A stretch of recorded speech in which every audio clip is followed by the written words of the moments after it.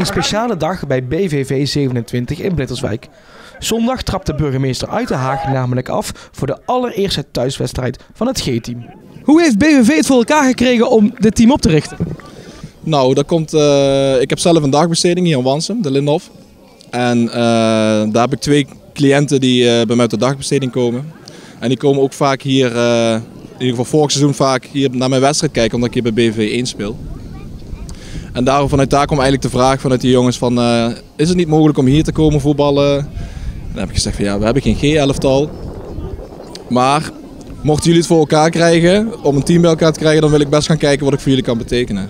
Nou, dat gezegd, had ik de volgende dag een appje van, we hebben een team bij elkaar. We hebben 7 man bij elkaar. Oké, dus dat werd het toch wel serieus. Dan ben ik dus het bestuur hier gaan benaderen van, hey luister, dit en dit is het geval. Wat zijn de mogelijkheden? Zo aan tafel en ja, eigenlijk zo is het balletje gaan rollen. En dan hebben we uiteindelijk hier het kunnen realiseren. Dus we hebben een G-elftal met 9 spelers op dit moment.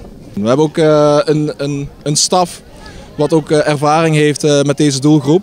Die werken zelf ook in de zorg.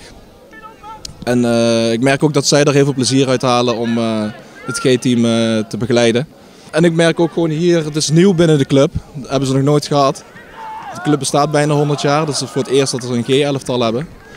En het leeft hier in het dorp en omstreken leeft dat ook wel. We zijn er wel heel blij mee dat er een G-team is gekomen. Dus je ziet ook gewoon, er is best wel een grote getallen komen ze kijken.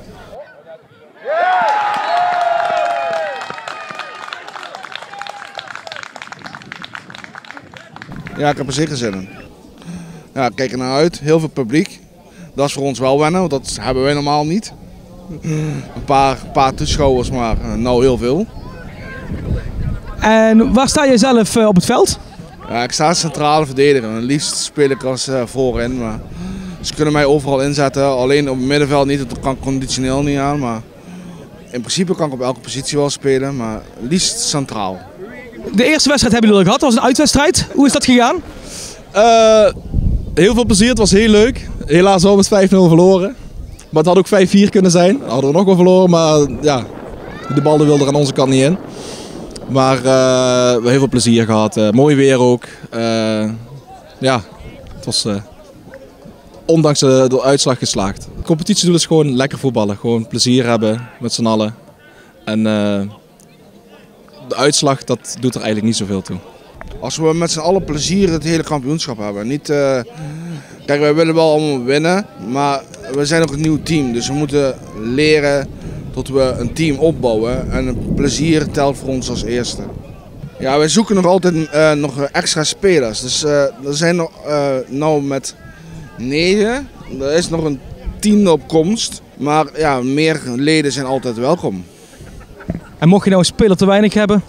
Dan kun je altijd met de tegenstander, als die er genoeg hebben, nog overleggen of er eentje van hun mee wil doen. Ja, dat is gewoon mogelijk. Ja!